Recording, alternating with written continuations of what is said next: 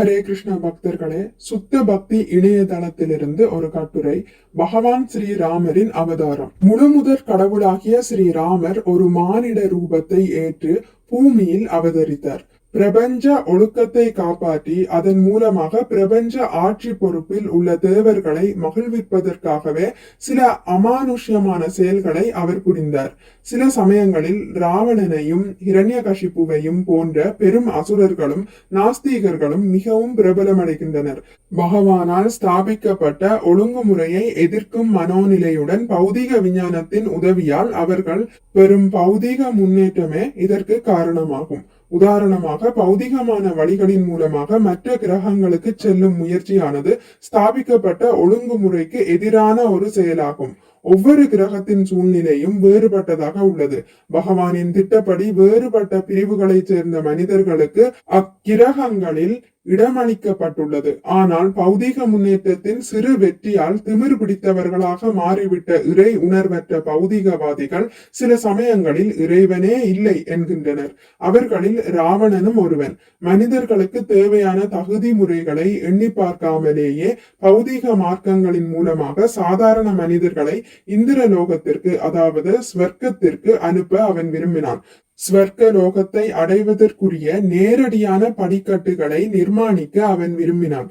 இதனால் அக்கிரகத்தை அடைவதற்கு தேவையாக உள்ள வழக்கமான புண்ணிய செயல்களை மக்கள் செய்ய வேண்டிய அவசியம் இருக்காது என்று அவன் எண்ணினான். பகவானின் சட்டத்திற்கு புறம்பான மற்ற செயல்களையும் கூட அவன் நிறைவேற்ற விரும்பினான். அவன் முழுமுதற் கடவுளாகிய பகவான் ஸ்ரீராமரின் அதிகாரத்தை எதிர்த்து அவரது மனைவியான சீதையையும் அபகரித்து சென்றான். தேவர்களின் பிரார்த்தனைக்கும் விருப்பத்திற்கும் விடையளிக்கும் வகையில் இந்த அசுரனை தண்டிப்பதற்காக பகவான் ஸ்ரீராமர் அவதரித்து ராவணனின் சவாலை ஏற்றார். இவ்விஷயங்களை பற்றிய முழு விவரமே ராமாயணமாகும்.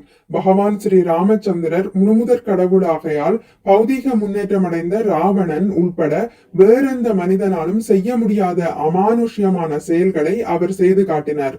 கற்களாலான ராஜ வீதி ஒன்றை அவர் இந்து மகா சமுத்திரத்தின் மீது அமைத்தார். பாரமற்ற தன்மையை பற்றி நவீன விஞ்ஞானிகள் ஆராய்ச்சி செய்துள்ளனர். ஆனால் எல்லா இடங்களிலும் பாரமற்ற தன்மையை கொண்டு வருவது சாத்தியமில்லை. ஆனால் பாரமற்ற தன்மை பகவானின் ஒரு படைப்பாகும். இதன் வாயிலாக பிரம்மாண்டமான கிரகங்களை காற்றில் பறக்கவும் மிதக்கவும் செய்ய அவரால் முடிகிறது. இந்த பூமியில் உள்ள கற்களையும் கூட அவர் பாரமற்றவையாக மாற்றி கற்களாலான பாலம் ஒன்றை அவர் கட்டினார். அதுவே பகவானுக்குள்ள சக்தியாகும்.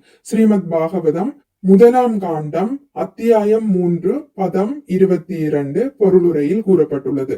மிக்க நன்றி. ஹரே கிருஷ்ணா. உங்களுக்கு இந்த வீடியோ பிடித்திருந்தால் லைக் பண்ணுங்கள், ஷேர் பண்ணுங்கள், சப்ஸ்கிரைப் பண்ணுங்கள்.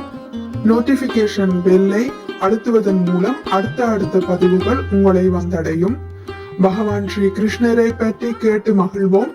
ஹரே கிருஷ்ணா.